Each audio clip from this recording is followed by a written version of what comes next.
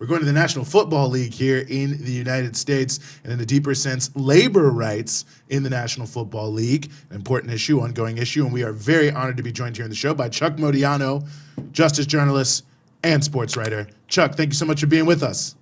Hey, great to be here. Well, it's great to have you. Obviously, this Lamar Jackson situation has brought to the forefront a lot of things involving NFL employment issues. But just real quick, Chuck, for those who maybe don't follow sports, don't follow the NFL, don't know the Baltimore Ravens, give us just a little capsule view of Lamar. Who is Lamar Jackson, and why is him being traded potentially to another team become this massive issue in the world of sports? Well, first of all, thank you for having me. Free Palestine, let's start right there. But also, Eugene, Lamar Jackson is an amazing player, an electric player, a former MVP, top echelon player, quarterback in the National Football League. But the National Football League, unlike Major League Baseball, unlike the NBA, does not have guaranteed contracts. That's a very important point. And the NFL prides itself on cutting people, meaning ending their career or trading them mid-contract, if that happens. Now, what Lamar Jackson, this incredible player, is doing something that only a couple of other players did. He's demanding a guaranteed contract. Kirk Cousins a few years ago was the first quarterback to receive a 3-year fully guaranteed contract for $90 million. And then that was up from 3 years to 5 years with Deshaun Watson a little bit over a year ago. And Lamar Jackson says, you know what? I want Deshaun Watson's guaranteed contract. So what is happening is, all of a sudden, the owners have done something unprecedented.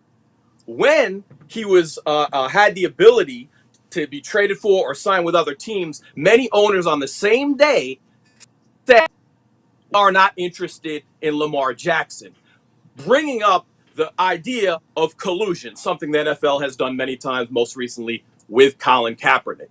So the issue here is a labor issue, not a football issue, but unfortunately a lot of media will have you confused about that. You know, Chuck, I'm not going to sit here and pretend to know. Eugene was making fun of me a little bit before we started recording, because I'm not going to pretend to know so much about football, or very much at all.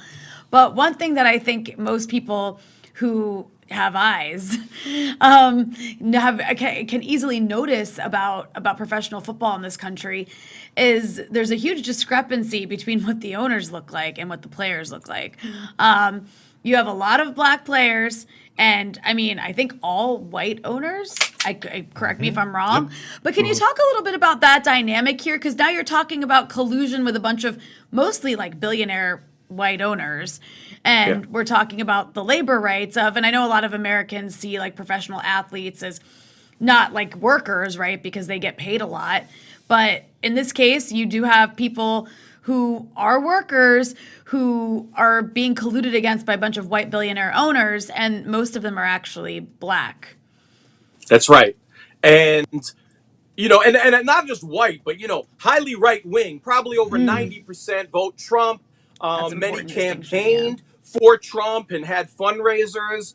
And that is your ownership class. And I want to push back against the common idea, particularly in the NFL, that the regular person has nothing in common with the NFL player. Because when you remove the top 10 NFL players who are all millionaires, what happens is you're left with most of the players are on minimum wage contracts, which is about 900,000, close to $1 million. And that sounds like a lot, right? But not really when the average career is usually 3.5 years. So you're spreading that out over a very long time. And when you think about that, these workers spend their entire life on this one profession just to make it for an average of 3.5 years.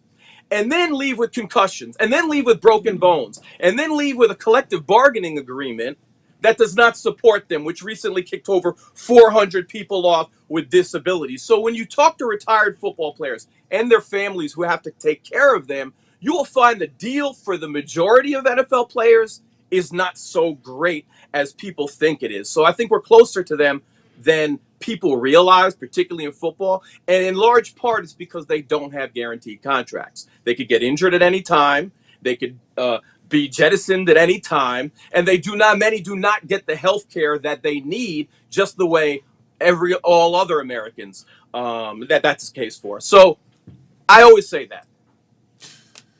I think that's a good point. I mean, there's so many great points to be, I think, made here. And, but even picking up a little bit on what Ronnie was saying about how we look at this, and I don't know, maybe this is a stretch that I'm saying this, but, you look at Lamar Jackson, they're obviously trying to make an example out of him and to tell players don't say anything. And the star quarterback system in and of itself, when we talk about collective bargaining, we talk about the nature of how the NFL has managed their labor issues. I've always felt myself obviously this means a lot of the star white quarterbacks you've heard of also were probably not getting the best contract they could have. And it just seems interesting to me that, here we are with the rise of the black quarterback that I know you and I can remember, Chuck, when that seemed unbelievable. I mean, it just was never. It was considered it couldn't happen. And now we had two just in the Super Bowl. But we have the Colin Kaepernick situation. They make an example of him. Lamar Jackson. They make an example of him. And it just seems like even the rise of the black quarterback is in and of itself indicative of not only how the sport has changed, but about how the players who are a part of it have asserted themselves, over the stereotypes that black people were too dumb to play quarterback. And now, over the fact that you couldn't, be political. And now that you deserve to be paid, what you're actually worth, probably less than that to the teams. And here they are making an example out of them. So it does feel like there's also just a racial element to the labor dynamics at that level as well. I don't know what you think about that. It's more of a comment. There's no question about it. And you hit the point about the rise of the black quarterback. And Lamar Jackson is not someone they want to cave into. So let me just give you a little bit of background on money. He played his first 5 years making $32.5 million.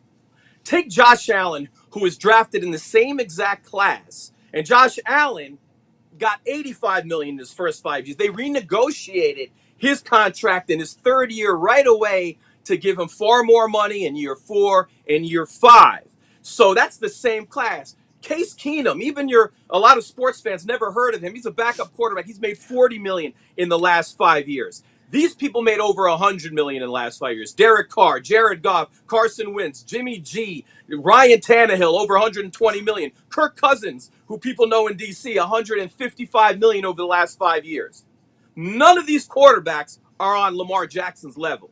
So let's be clear. When Lamar Jackson is saying, give me a guaranteed contract, he's saying, give me my back pay. You had the greatest heist that you could possibly have. And now you want to talk about what I'm worth when you've had the greatest bargain in football the last 5 years? So for me, when we talk about football and we talk about contracts, have that conversation both ways. Have the conversation of how much more value did he bring? Because if you crunch the numbers, Lamar Jackson gave over $100 million back to the Ravens, and the least they can do is return the favor. But you are right, there's definitely a racial element. As we see the black quarterback rise, we see the black coaches decline. And that is for some of the similar racial reasons why Kaepernick is not on the field today. They're trying to appease a white fan base, a white right-wing fan base, and say, that's a little too much blackness to have a black quarterback and a black coach. So you've seen that happen at the same time. And it's very important to point that out.